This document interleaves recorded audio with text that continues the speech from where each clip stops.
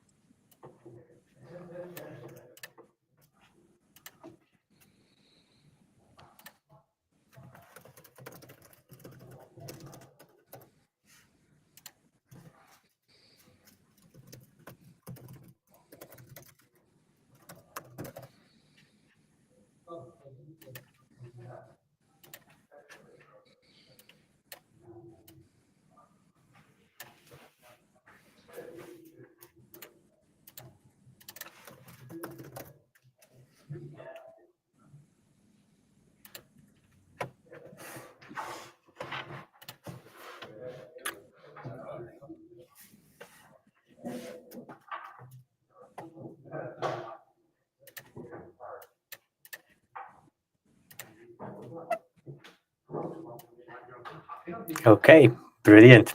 I think we'll start now. So welcome everyone. Thank you for joining us today for this special live session on unlocking funding opportunities with Barclays Demo Directory.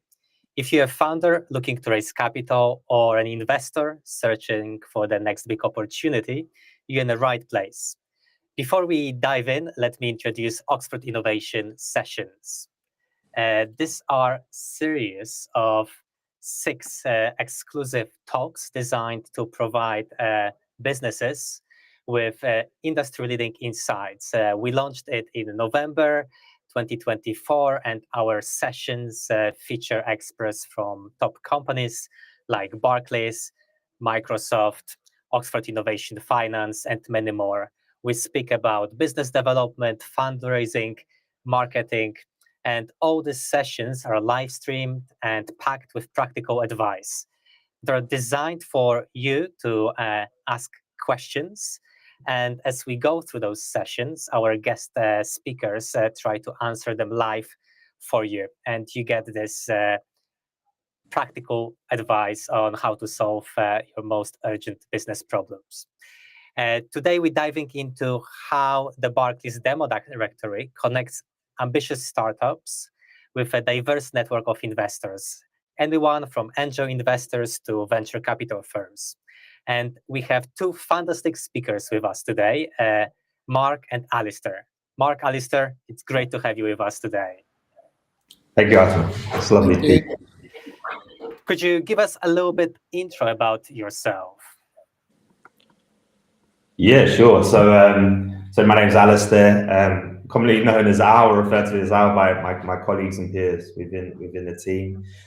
So I'm a Barclays Eagle ecosystem manager. So essentially, my role is to support startups and scale-ups in their journey, primarily through identifying their obstacles and then helping them overcome them, be that through my internal programs or our internal programs, or through some of our ecosystem partners like Oxford Innovation as a good example. We'll come on to Brilliant. more. Brilliant. Yeah, thanks, Al. So my name's Mark Walker. I work in the Eagle Labs team with Alistair, but specifically in the Barclays Demo Directory team, which we'll be obviously telling you about today, and how that can support founders being seen by hundreds of investors all in one place. We're very passionate about trying to get businesses that are seeking to raise capital to be seen by investors. And my role predominantly in the team is actually to get more investor users on the platform, who could be business angels, venture capitalists, private equity firms, and family offices. So I do have the opportunity to go across the UK, speaking to investors. Obviously, don't travel a lot because obviously you can just do a lot of Teams calls, so save on the travel. But yeah, supporting founders looking to raise capital and investors find that deal flow opportunity. Brilliant. Thank you, Mark. Thank you, Alistair, and for all of you that's listening to the live stream right now. If you have any questions, just drop them in the chat. Also, let us know if you can hear us well. I hope the live stream works as we planned. And yeah, all over to you, Alistair and Mark. Please, yeah, let's go with your presentation. Perfect, thank you. Are you able to initiate the keynote that you see? Brilliant. Hopefully everybody can see that now. So before we kind of zoom into how we're supporting on the investor readiness and how we connect founders to investors and investors to founders, I just want to zoom out slightly and provide everybody just with a whistle-stop tour of what Eagle Labs do to support yourselves as founders or companies that are working within this space. Great, thank you. Oh, that's great. I can see everything on the right-hand side. Thank you, Stephen and Luminous Industries. So Eagle Labs is a proposition from Barclays Bank. And I'll start by saying you do not need to be a Barclays customer to take advantage of anything we're going to discuss from here on, which is brilliant. As a proposition, we started, gosh, it's going to be 10 years this year. And it started off as kind of like a makerspace within redundant branches. So we were challenged with looking at our real estate and working how do we remain relevant and provide a space for our communities to continue to develop through innovation. It evolved from maker spaces into co-working spaces where we realized it wasn't just the rapid prototyping facilities people needed, but actually they needed more of the business support. So then we started to work with our local ecosystems to plug in some of that support, that peer-to-peer kind of networking. It was quite localized at the time. Fast forward to 10 years, now we've got 42 physical incubators around the countries, and we do those through partnerships with other providers. And then we have a stream of activity that we do. So we started off with the rapid prototyping, the peer-to-peer networking for support. Now we have a fully operational model, which is quite vast. I probably won't cover it all off today because it's quite, the call's not about that today. It's about that demo directory. But just to give you a bit of an overview of that. So like I say, myself, I've been in Barclays for 16 years. I've worked within strategic transformation for the past 11 years. I've been in Eagle Labs since the beginning, when we set up the first lab. I'm based in London, so if any of you are traveling to London or are based in London, feel free to connect with me. Hopefully our details will get sent out afterwards. So if you want to pick up anything we cover, please don't hesitate to just make contact with us. So what you'll see now is kind of an overview of 10 kind of streams that Eagle Labs offer to support the ecosystem. To simplify it, we'll break it down into 3 main streams. The first one's around finance, which we're going to cover off today, so I won't spoil that one for Mark. The second one's around skills. So how do we prepare for you as business owners, founders, entrepreneurs to give you the best possible chance of being successful? Unfortunately, the rates of failure within the startup ecosystem quite horrifying, and usually that's because people aren't truly prepared for the journey ahead. So we've been working very hard with partners to create a stream of different programs to essentially plug in at the different stages of your journey. So be it you've got an idea, but you don't know how to build an MVP, or you've got a product, but you don't know how to get your first clients, or actually you're generating some revenue and you want to scale your business. They're quite big differences in each of those stages. So we have various programs that we run. There's circa 11 programs to plug in depending on what stage you're on. And we can engage in that on a one-to-one level as and when. So that's the kind of second pillar, which is all around the skills. And then the third pillar is around the ecosystem. So how do we convene and bring people together? It's very important to bring together not just the Barclays colleagues and the Barclays expertise, but how do we leverage the bank's relationships outside of the proposition?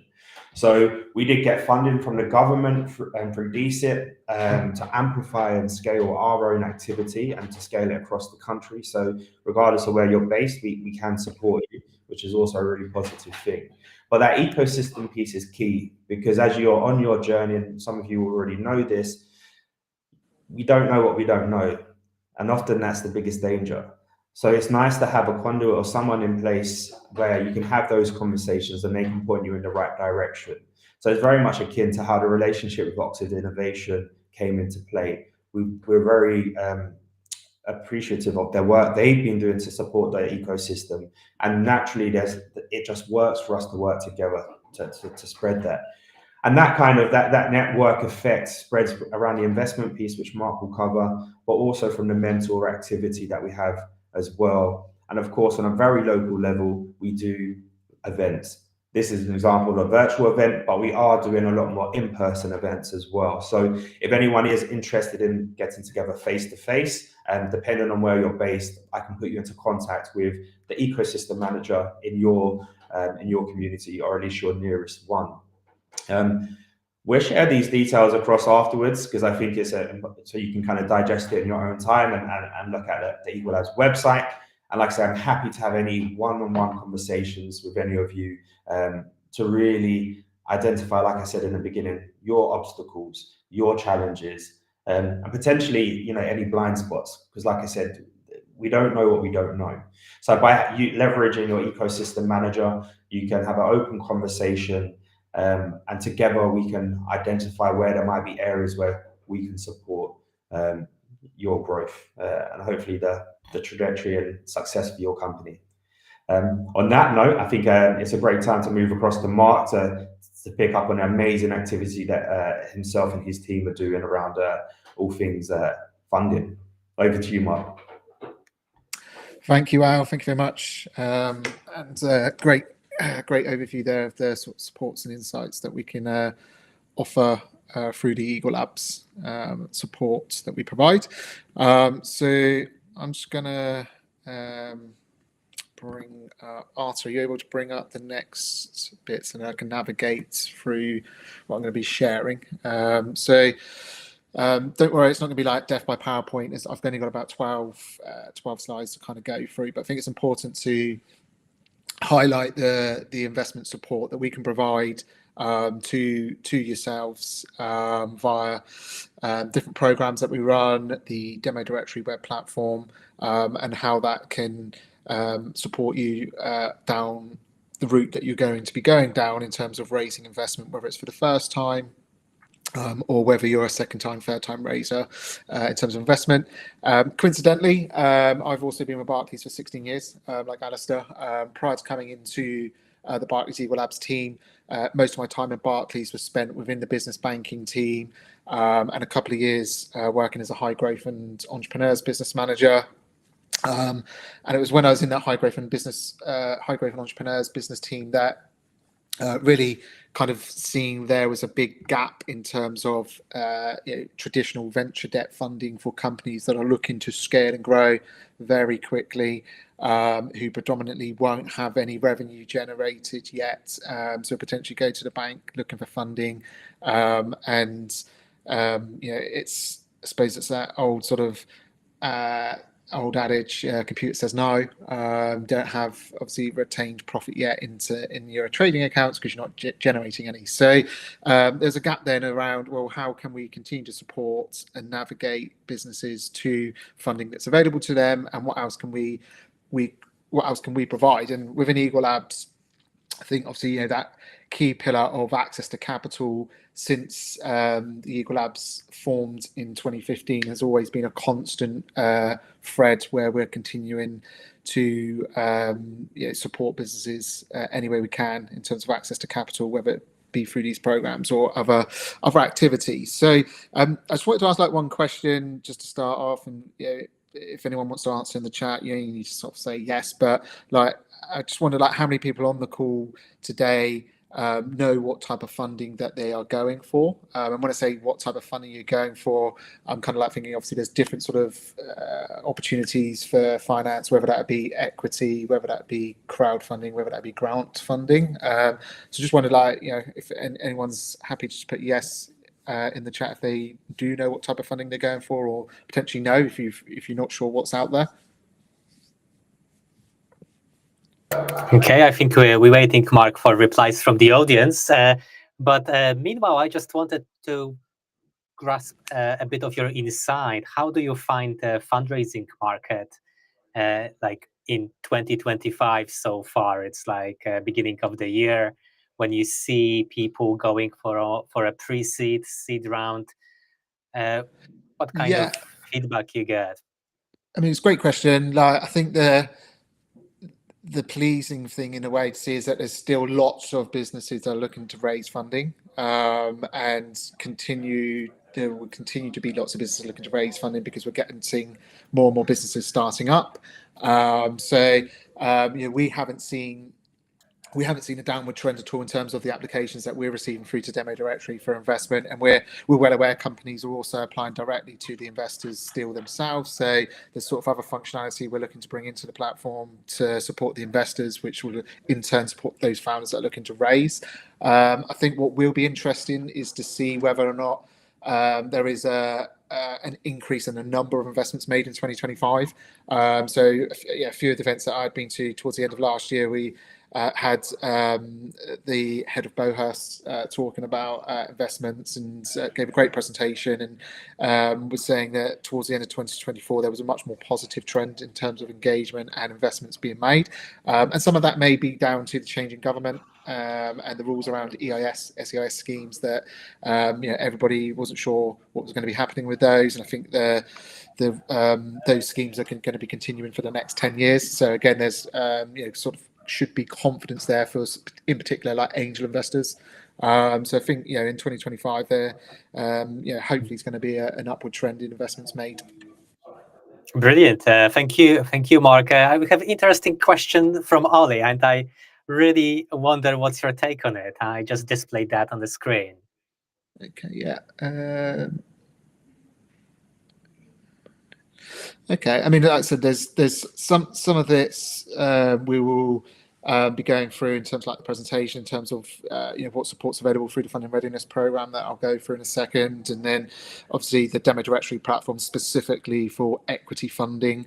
Obviously if you're looking to raise equity, you're going to be prepared to give away and dilute some of your shareholding to get that investment into your company. In terms of capital and corporate funding, we've got our high growth teams, our business bank teams, our corporate teams that, dependent on sort of where the business is on their journey, will depend on who we can sort of navigate them towards to kind of find out if there is support from a traditional debt point of view that the bank can help with. Because if there is, and great, you may decide to obviously go down that route, and then you're still retaining 100% ownership of the company yourself. Grant funding, it's always a good one because again, it's essentially free money. You're not giving any equity away. So we can open some doors like that as well. Brilliant. Yeah, we have a mix of replies. Some people are not sure which funding to go after. We have corporate funding, angel VC funding, and grant funding. So I really can't wait, Mark, to listen to your presentation. Yeah, no worries, thank you. And I'm glad that's the response, because like obviously if everyone was 100% sure they knew what funding they were going for, it'd ruin the next couple of slides. So in Wonderful. terms of the funding readiness program, if I just scroll there, right, yeah. So we run a funding readiness program, have a fantastic partner, Capital Enterprise, that we've been working with for the last 5 years, who deliver the program for Barclays Eagle Labs. The program is funded partly by the UK government as part of the digital growth grant that we were awarded a couple of years ago.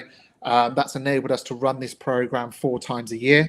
So it's almost an always on initiative that we have in terms of a winter, autumn, summer, spring cohorts. We've currently just started the winter cohorts last Monday on the 13th of January. You can still register interest on the Barclays on the Barclays Funding Readiness website for interest in future programs. And what the program's designed to do is give you a better understanding of what is available out there in terms of grant funding and crowdfunding, equity funding, and alternative sources of finance.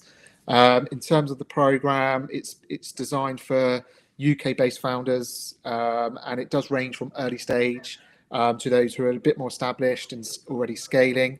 So it's not it's not one size fits all sort of program. You could be at any stage of your journey and eligible to sort of apply to be on the program. It's delivered virtually online. So again, there's no commitment to travel. You don't have to obviously factor in those costs. You don't have to you don't have to join every session. Like some sessions may be more relevant than others. You can dip in and out, but the program is run over a 10 week program. 10 sessions program over sort of like eight weeks.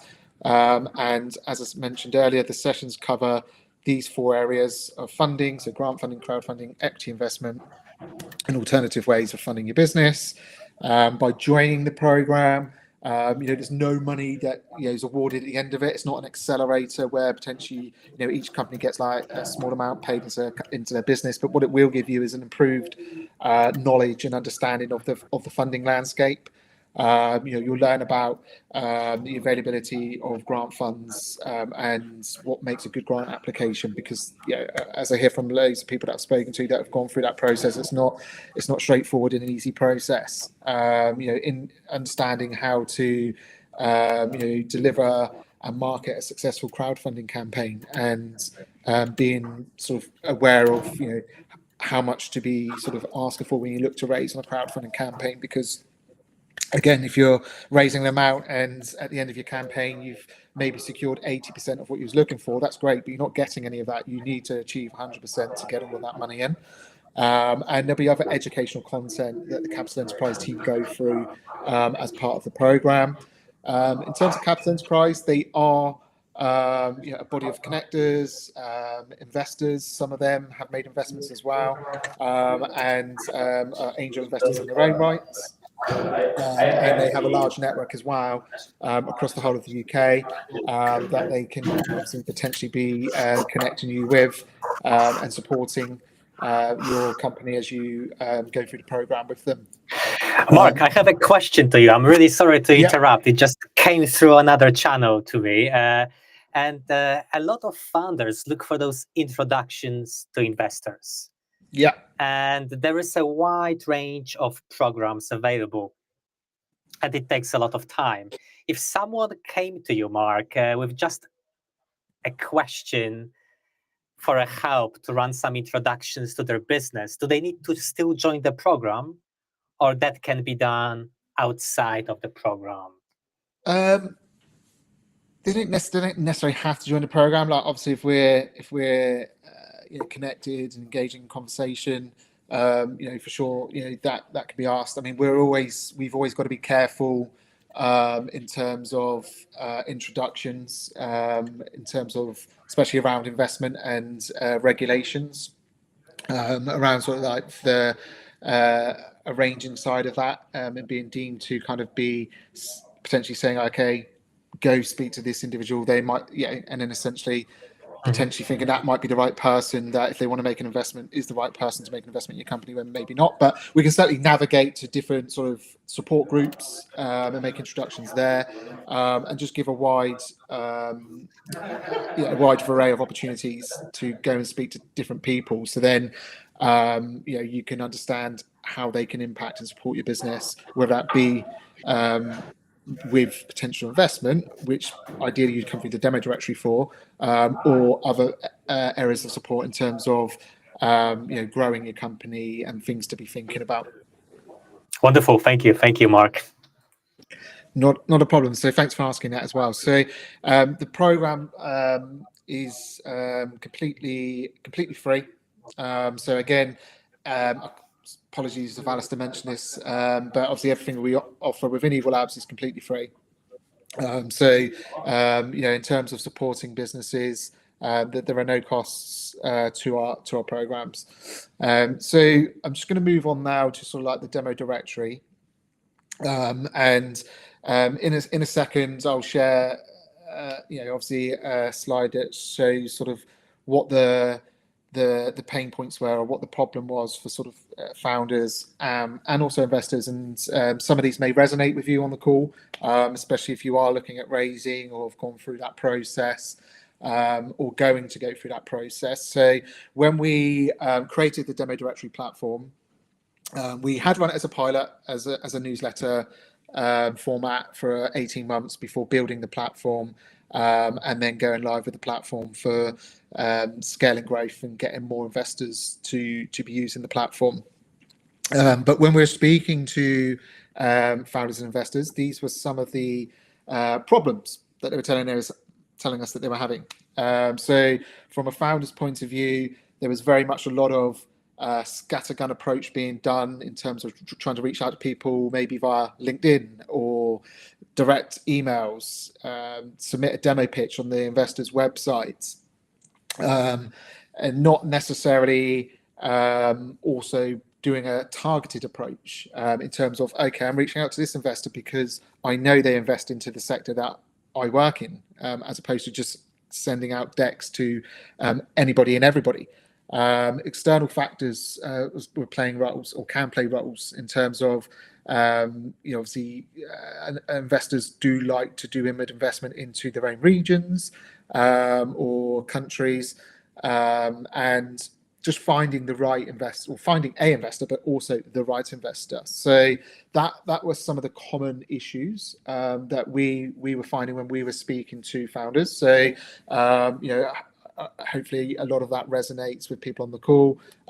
It'd be interesting to know if you wanted to put in the chat sort of any other potential challenging points that we haven't sort of covered here around the founder problem that you may be having, in terms of sort of the investors sort of flipping that coin. They get so many decks and don't have the time necessarily to go through hundreds of decks each week. Some investors don't have the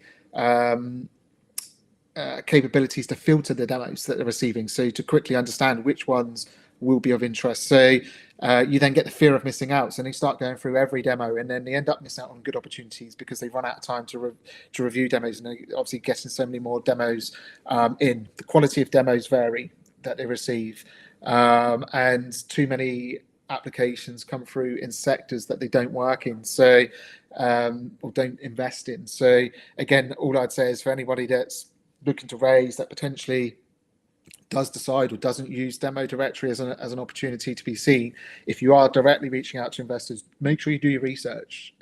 So it saves you your time around sort of who you're reaching out to, by just looking at what sectors do those investors that you're reaching out to invest in, first and foremost. So we will cover off in here as well, obviously, how you can access the directory, where you need to go. I've got a short video that I'll play in a minute, which is a silent video. So if you don't hear any sound, you're not meant to. And I'll talk a little bit around the video as we're going through it. So just wanted to highlight this slide as well. So like, how big is the problem? I think we mentioned Arta earlier around sort of like, what does investment look like in 2025? I mean, this is slightly old. It's information we've pulled from Bowhurst from sort of 2023 and 2022. But again, these amounts and stages that they look at. So on Bowhurst, they measure a company via whether they're at seed stage, venture stage, growth stage, and they base that on potentially the amount that the companies may be looking to raise, whether they've been through accelerators, how quick the company's growing. So in this sort of table here, you can see that there is still a large number of deals being written at the seed and venture stage in the sort of 0 to 500 and 500 to 10 million range.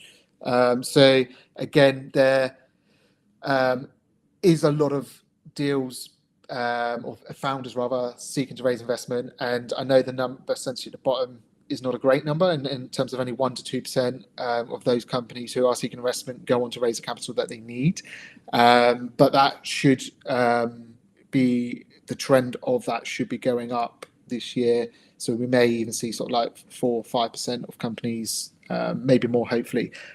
In terms of demo directory, I'll share some information in a minute around sort of successes we've found over the last 12 months from founders using our platform.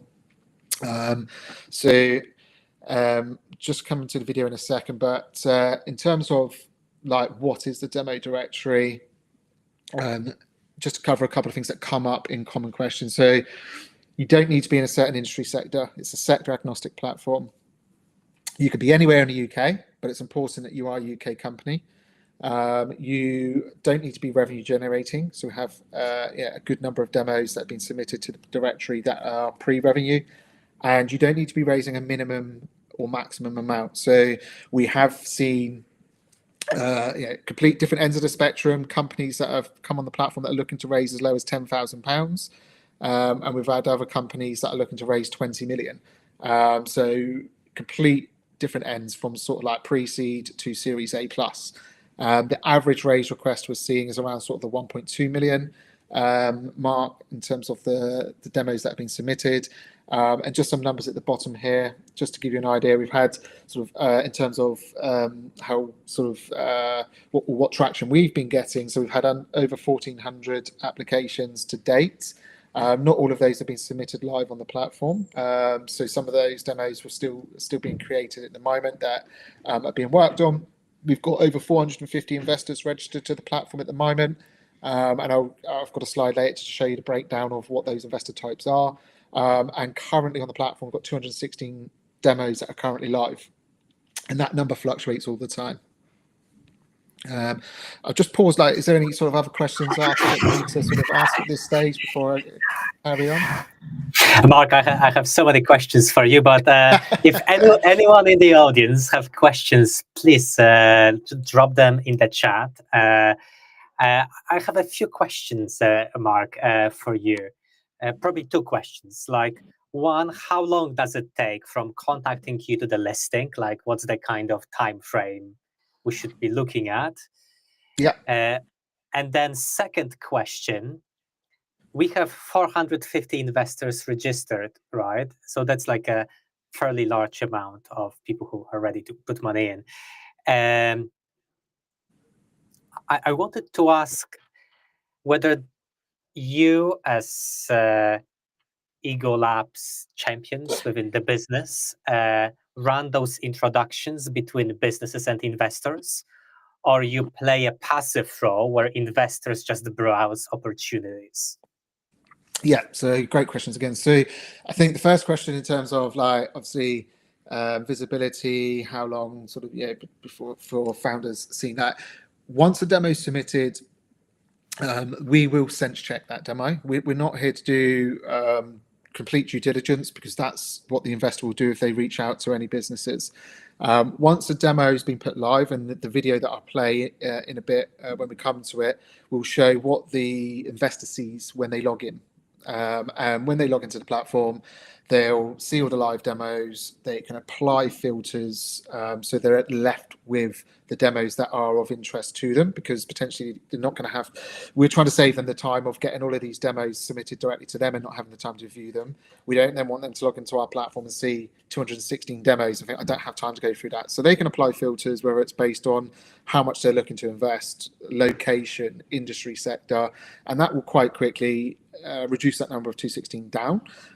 What that does mean is then they're left with just the demos that they're interested in, which means they'll spend the time reviewing those demos, which means the probability of a founder being contacted should in theory go up, because they're only focusing on the ones that they're interested in. Now, when they go into the demo, just crossing over into your second part of your question, and I'll go back to the first part, there's a contact button in there. So we don't do any direct introductions. We give the founders that are on the platform the ability to be seen. So that's why we kind of call it a discovery platform sometimes. And then the investors, they can find those demos, and any that they want to follow up with based on the information they've been given through or read through the demo, they'll click contact, and the founder's information, email address, telephone number, optional, will be in that contact box. So they can then directly reach out to that business owner. Seeing you on demo directory, love to have a follow-up conversation, let's book a meeting, and then anything after that is completely happening outside of our platform. So no transactions take place in the platform. Being a bank, there's only so far we could kind of take that, go through that journey. So no transactions take place in the platform. Those conversations or contact made then leads to those conversations outside of the platform, and hopefully investment made, whether it's after the first meeting or follow-up meetings. The demos are live on the platform for 90 days. Doesn't mean after 90 days they can't be live on the platform. They can stay on the platform. We always contact founders to say, are you still seeking to raise investment? When it's coming towards the end of the 90 days, if they go into their profile and select yes, they'll be live for another 90 days. And they can make any updates that they want in that 90 days. They don't have to wait for the 90 days end. The key reason we have a 90-day stopgap is just to make sure all demos that are on the platform are still seeking investment, so they are live and up to date for the investors to view. Brilliant. I have two questions from Data Luminescence. Yep. So first, just a request to Data Luminescence. You mentioned a design business. Could you drop us in the chat a little bit more details about what your business does? And then the second question I displayed for everyone on the screen. So if you can maybe have a look, Mark. Yeah. So I mean, we don't give direct advice, like in terms of like demo directory team, and in terms of how to structure shares. We do have information to support with that on our on our Eagle Labs website around supports and insights. There's a lot of content on there around both in blog format and vlog format, but we do also have a number of partners that run programs for us, and I've mentioned Capital Enterprise, who also do mentoring. So again, anybody can access the mentors that we have on the platform, have on in our Eagle Labs network, typically around sort of structure of shareholding. Obviously, accountants could be quite good for that. But if there's sort of somebody that you want to speak to who has knowledge in that, within our mentor network, because you can see what their expertise are in terms of the support they can provide. You can also request a one-to-one session with one of our mentors as well. Brilliant, Mark. I think we need to move on with your presentation now. Yeah, no worries. Thank you. So I'm just going to play this video here. Like I said, it's a silent video. It walks through, if it's going to play it for me.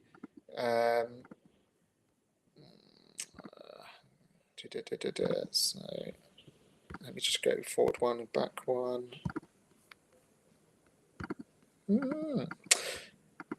Okay, right. I was going to play a video. I think it's blocking me from playing it for some reason. But Essentially, I appreciate, obviously, I'd love to show you, obviously, the actual screenshots of what it looks like. But one again, just going back to sort of the platform, what you would have seen here is, essentially, an investor can log into their profile once they've created a profile.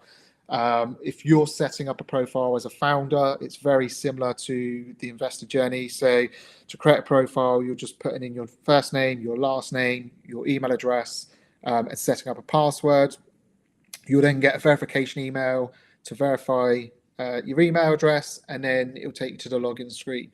When you log in as a founder, you'll then have a create demo button, and you can start going through the different stages of your demo. And the different stages of the demo that we're looking at is, what does your business do? What problem are you solving? Strengths and experience of your team, business achievements that you had to date. What does success look like in the future?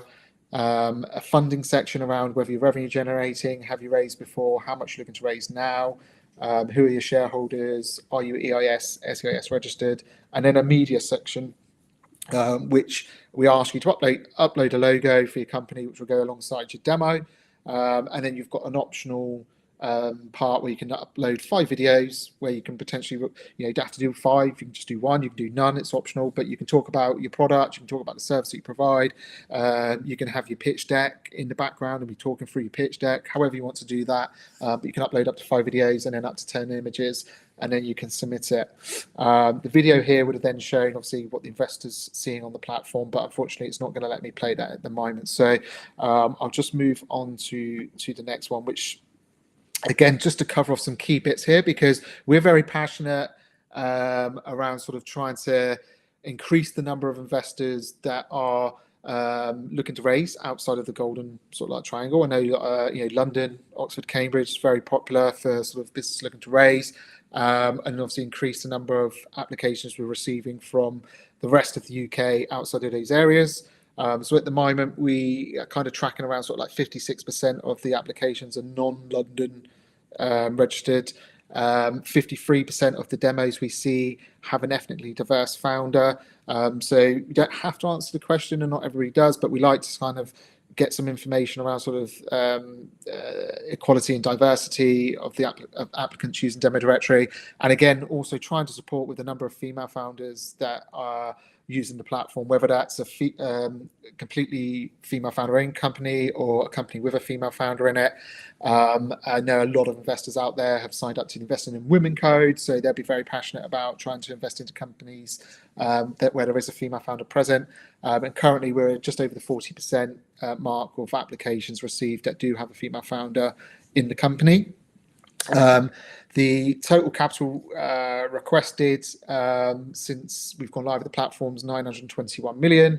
As I mentioned earlier, 1.2 million is sort of the average raise request we're seeing at the moment. We've had just shy of 1,000 or 950 founder demos created. So let's say whilst we've got 1,400 profiles created, 948 have gone live on the platform.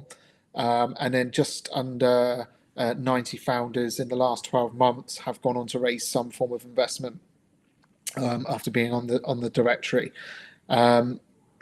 The breakdown of investors, as you can see on the right-hand side, so I mentioned earlier, we've got over 450 investors that are signed up to the platform. It's important for us to try and keep a maintained spread and try and get a good balance. So we'd like to get some more business angels on the platform, because we only have 18% on the platform at the minute that are business angels. Predominantly, the investors on the platform are VCs, so either early stage VCs that are sort of like 500,000 up to 1 million, or up to 2 million, and then late stage VC, 2 million plus, and then a small number of ultra high net worth individuals who are angel investors in respect that they've made 2 or more investments, but they're just not part of an angel group. So we will be continuing to scale those numbers throughout 2025, and trying to maintain a good balance across each of those, as well as the amounts of checks, the check size that they're looking to write, so we're not too top heavy in one area or one check size. Quick question, Mark, from the audience, from Jackie, about support around pitch decks. Is that Yes. something you guys offer? So again, there'll be some of the mentors that will offer pitch deck support that have expertise in that. We also have content available for free on our Barclays Equal Labs Academy. So it's a digital learning platform with modules not just around raising capital and within that pitch deck support, but also around scaling a company, sales and marketing, and a host of other things. And again, there's some content, as I mentioned earlier, on the Barclays Equal Labs website under I think it's Learning and Insights.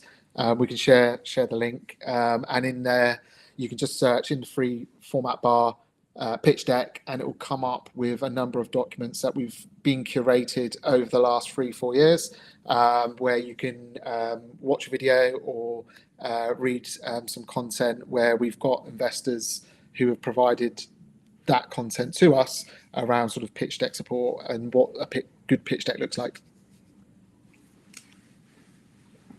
Wonderful, thank you, Mark. I think we can move on with your presentation. Okay, so it's literally this is my last sort of full slides, and then I've just got one sort of holding slide. So I think we get asked quite a lot of the time, or I certainly get asked a lot of the time, what's the sort of top sectors from a founder and investor point of view on the demo directory. It's interesting that they do sort of correlate with each other. So when a founder signs up, they can select up to 5 industry sectors that their business is aligned to, because appreciate not everybody's just working in one defined sector.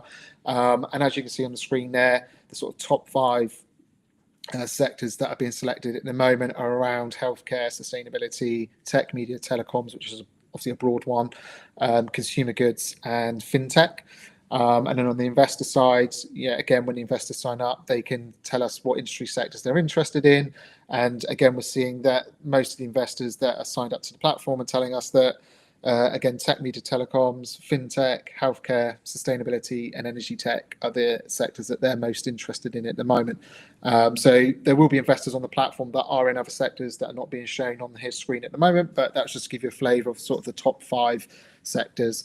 And then in terms of sort of the little table to the right, just to highlight across the UK where most of the investors are based in terms of regions. So, again, unsurprisingly, like I said, London takes up a big chunk of the applications that we're seeing from founders in those regions. So work to do there. Mark, could I ask you a question? Yeah. So, and that relates to one of the questions from the audience, from Data Luminescence. So creative industries, it's a massive market, and there is a substantial investment going into this category. When you look at demo directory, can you see a lot of listings from creative kind of industries, media companies, almost agency type of a business? Or it's more around software as a service marketplaces, which are there are a few that will go into that software for sure, but there are quite a few companies in the creative industry sector that have demoed on the platform that are creating games, for example, working in sort of that sort of VR, AR, machine learning world. That it's clear that that's what they're doing, and we do have industry support in terms of Eagle Labs. So it's just moved outside of Eagle Labs now, but we still work closely with them. And one of those areas is games and creative. So again, when we're talking about support beyond access to capital, we've got teams that run individual events within their industry sectors, run like, so in the games and creative there, we run like games frenzies, other creative events that we've worked closely, or that they've worked closely on with, like the UK Business Angels Association, for example. Uki is a big partner in that world as well. So yes, we do sit in the directory, but also there's support that we can provide outside of that as well. Wonderful. Thank you, Mark. No worries. So literally the last slides, it's not, it's just a holding slide. So in terms of what I've been sort of discussing today, you can find out a lot more information on the demo directory website, which I've got the URL code there, or the QR code on the screen. If you wanted to create a profile for the demo directory, if that's the route you want to go down, then great. Happy for you to sort of do that. If you think actually I'd like to understand more of the options and funding readiness might be something that I mentioned at the beginning. Again, if you just search Barclays Funding Readiness into your browser, you can get the funding readiness page up and register your interest for future programs of that. And on our demo directory page, there are videos that have been recorded by one of my colleagues around sort of the founder journey in terms of creating your profile, and then once you've created your profile, start your demo, just walking through each section. We've got FAQs and guidelines that you can also have a look at on the website, and we've also additionally got a link where you can register your interest in future demo days that we're running. Now, as I've said earlier, we've had over 1,400 profiles created for demo directory, and a lot of those will have registered interest in demo days. And when we run demo days, typically we're only showcasing up to 24 companies. So obviously 24 doesn't go into 1,400 very well. So just to highlight, obviously, if anyone is interested in demo days, great, you can express your interest in that. And if we're running a demo day this year in the sector that your business is in, and at the amount of investment you're looking to raise, then we could be in touch. Mark, question here for you. So it's a great opportunity to be selected for the demo day. I'm guessing that there are like people on your team that make that decision. What founders would need to make or create to be on kind of get a high chance of being selected? What makes them highly foundable? So, I mean, in terms of the demo day, what I would say is, we ran a demo day last November, our first demo day, and that was for healthcare and sustainability sectors for businesses at that point in time that were looking to raise between 500,000 and 2.5 million. So for some of those companies, especially the ones that are looking to raise sort of north of 1 million, they potentially may already have raised before, maybe, or maybe revenue generating. Some of the ones that are sort of not raising as much, potentially still maybe revenue generating or pre-revenue. So when we look at the opportunities of which demos or which founders we'll reach out to, obviously there'll need to be one in those in the sector that we're showcasing, raising within the perimeters of the amounts that we're going to be showcasing, and then one of the things that we did for the last one, and again we're still passionate about doing it, is reaching out to founders that do have a female founder in the team. So any demo day that we run, we do have a passion to try and get at least 50% of the companies showcasing in the room to have a female founder, for example, or an ethnically diverse founder, because I know there are things that, like I said earlier, with the Investing in Women Code, and that there's a lot of funds and investors out there that are looking to support those companies. So there's a few different ways. Some companies that do want to demo, it's great, but they may just be a bit too early. And I guess just one other thing as well, just in general, just some sort of feedback that I'll give around sort of the feedback that I've had from investors that I've spoken to around like applications. And not, this isn't me saying this will guarantee you contact, because it's not. But I think obviously whether I'm speaking to an investor at events or I'm speaking to investors that are using the platform, if you're pre-revenue business, the achievements to date field is so important to show what traction you're generating, to make the investor want to invest into the business or to have that further conversation. They love to know about the team. They love to know about the team. Just Mark about the traction. So there are like many ways to show the traction. Some traction items would be considered of a higher or lower value to investors. What are kind of numbers investors look for, and what is perceived by founders as a great traction, but not necessarily by investors? Yeah, I mean, numbers wise, it's difficult to say. I think if you're, for me, when I've spoken to some investors or looked at some of the achievements to date, fields, it could be, you've got past that sort of MVP stage. You've done your beta testing. You've got this many users, and that can be used to potentially confidently for the investors to kind of go, yeah, okay, you've had this many people testing your product. You're going to start generating revenue at the end of 2025, let's say, for example, because you've done all of this beta testing, you've gone past that sort of MVP stage. I'm confident that you are going to start revenue generating. So let's have a further conversation. I think from investors' point of view as well, when they're looking at that, or the founder's point of view, sorry, when they're completing that field, like if you've not everybody's won awards or been nominated for awards, but if you have, like, if obviously not that I don't think anyone's sort of too too shy to say about it, but again, it's another great way to kind of show that actually you're being noticed in the sector that you're in, and with what you're doing. So I definitely get that in there as well. Brilliant. Thank you, Mark. We have a really interesting question for you. And okay. There you go. I just displayed that on the screen, and it's about having collapse in the name. Yeah. Okay, so let's read that.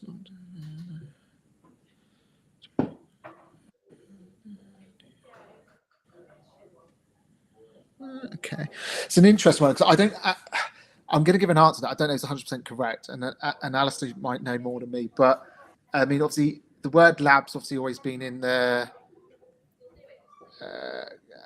Al, correct me if I'm wrong. I'm gonna say an answer, or you can come in and add to it. But in my mind, because obviously when Eagle Labs were created, I was working in the business team, and to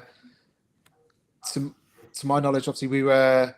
Because of the things that we were offering at the time around makerspace facilities as well, with the 3D printing, laser cutting, and the vinyl printing that we were doing. We had lab technicians or Eagle lab technicians. So I don't know the exact reasoning around lab. In my mind, it was obviously repurposing or repackaging spaces that we were closing into co-working spaces with a design area. So I think that's where the lab bit came, but I'm not sure. Al, I probably just completely made that up. Yeah.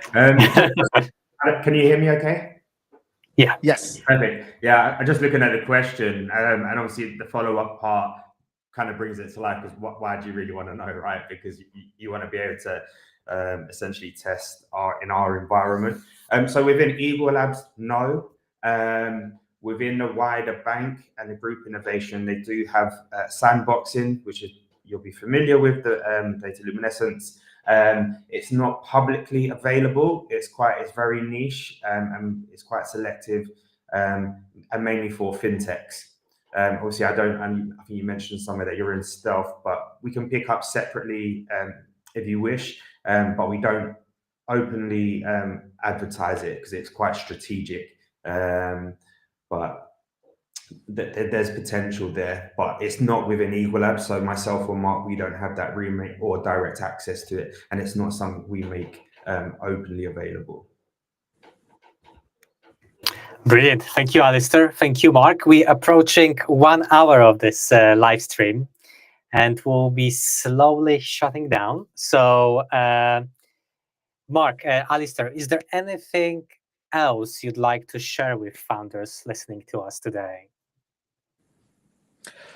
So just think from my point of view, appreciate everyone dialing in today to listen to myself and Alistair around sort of the support that the Eagle Lab can bring. As I mentioned, not just around sort of the access to capital, which is very important, because it's always going to be at some point, something that a scaling, growing company is going to be needing. But I would again just urge everyone, if you check out the Eagle Labs website, there is so much support on there that you're probably not going to be aware of. That you're more than welcome to reach out to myself or Alistair about if you want to follow up around anything on that. But yeah, thank you for your time. Brilliant. Alistair, would you like to add something? I can only echo Mark's words and just thank you, I guess primarily to Arthur and the gang for kind of convening us all here and making this opportunity available. So to yourself and the wider Oxford Innovation team. And yeah, I've just seen data luminescence. Crazy claims are good. We like crazy claims, and you're in the world of data, so let's back it up. So let's chat. And like I say, anyone that wants to be put in contact with us, our details will be shared. I'd love to connect you with your local ecosystem managers as well. So, and we hope to meet some of you face to face, because there's no school like the old school. All right, take care. Brilliant. And thank you, everyone. We're going to share contact details with you through email. And for now, I wish you an amazing day. Thank you, Alistair. Thank you, Mark.